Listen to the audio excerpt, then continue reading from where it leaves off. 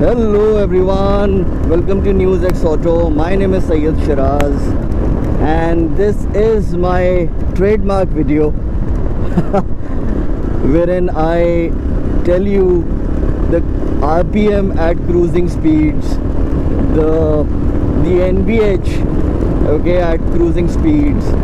So essentially for motorcycles, you want to know if there are vibrations at cruising speeds or not.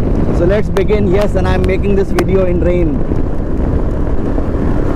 People who think that we auto journalists have such a cool job, yes we do, but then there is a lot of hard work involved. So 80 kilometers is 5000 RPM.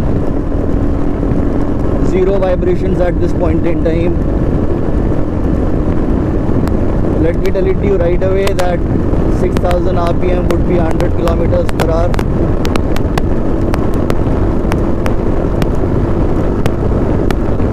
Just a shade below 6000 RPM is 100 kilometers per hour on the speedo. So it would be what? 5800 or 5900 RPM. What about the vibrations? Almost zero.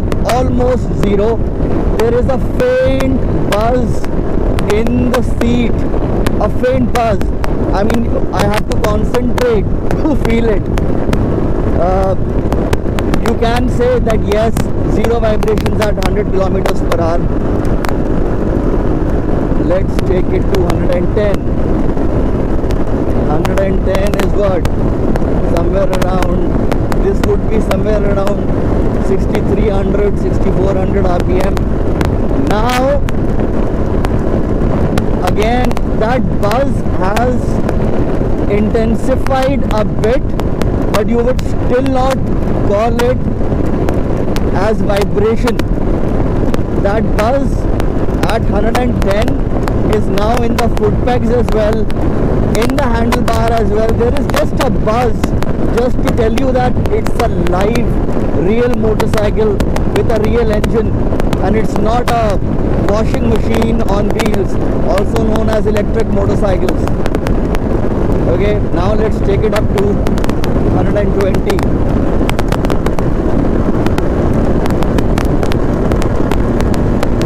7000 RPM.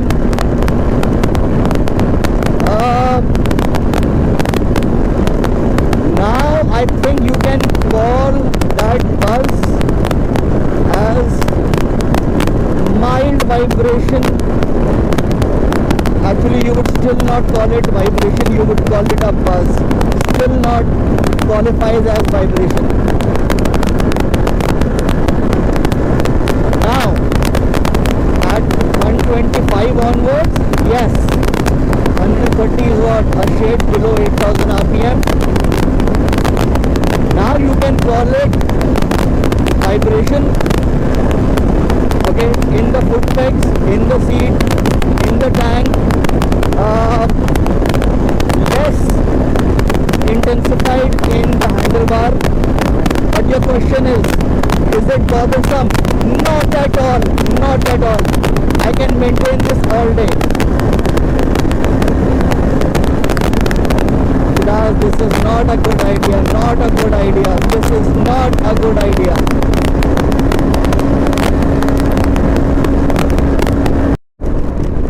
So GoPro switched off, it showed SD card error. No, it did not switch off. It said, the recording stopped and it said SD card error. And I was worried if,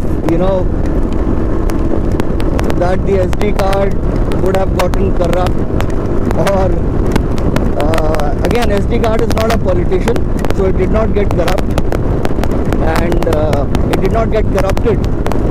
And because see, now the rain has increased as well, and although GoPro is waterproof, but I am using it with the adapter, alright, and I'm using it in this case which is not waterproof. So I was, again, I'm sure this much rain would do no harm. Oh, let me stop here and conclude this video.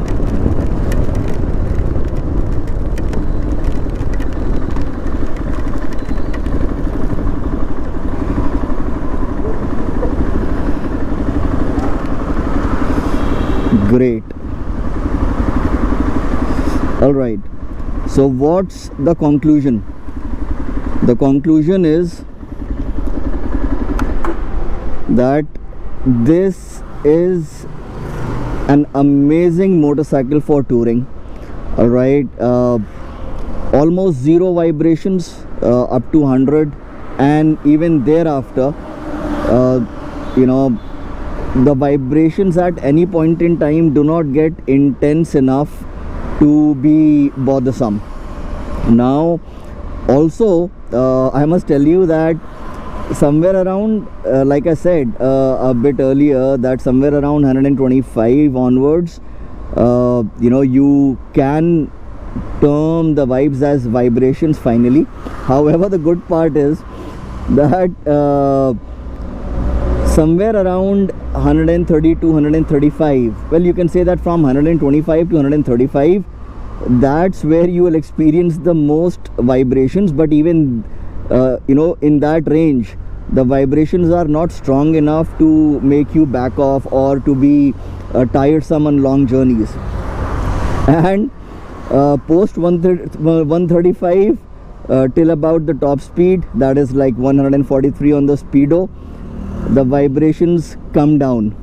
All right, so yeah, you know, you would say that I'll either ride at 120 or I'll either just, you know, keep the throttle pinned at 140. The good news is that even at its top speed, the bike is pretty stable, and that's, you know, with me, a light rider, you know, on board. Right now my weight is what, somewhere around 56-57 kilograms.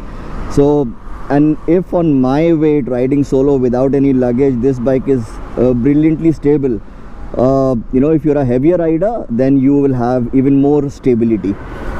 Okay, not in your life, on the bike. Again, I don't know about your life, but I just wanted to clarify that the bike would be even more stable. What else? I do not think that anyone has told you that YESD has silently changed the rear sprocket as well. The previous model had, if I'm not wrong, a 45 tooth rear sprocket. This one has a 47 tooth rear sprocket.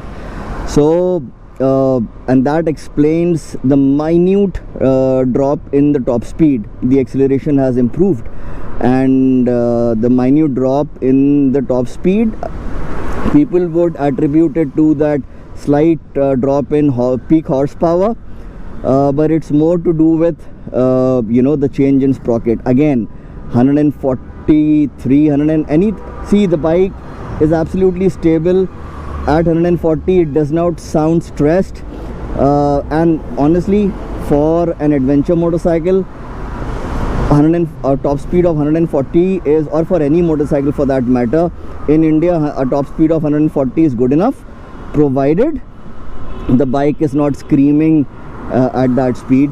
More importantly, any motorcycle in India, if it can cruise comfortably at 100, 110, 120, that would suffice. Okay, I would say the needs of the majority. Anything, if you want more than that, then you're just greedy. So yeah, I hope you got a good idea about this bike's highway capabilities. In fact, I must you know, share this, and I'm sure you'll agree that all the videos until now of the YESD adventure you know, have been from the first media ride, and you know, there they just did all that you know, what they call it as off-road. I don't call it as off-road, okay, because they don't know the O of off-roading. But then yes, all those videos were in the dirt, and the majority of ADV customers, ADV buyers in India buy ADVs for long distance touring. So I hope this video gives you a good idea, or I would say, you know, an exact idea about the YESD Adventures touring abilities, and you know, how it would perform on long tours. Okay, this is an expressway, so if it is absolutely stable on this expressway, it would be stable on you know, all other highways as well, I would reckon. So yeah guys, thank you so much for watching. Do leave a comment and do hit that like button and do subscribe if you haven't already, and I shall see you soon in the next one. Thank you so much for watching.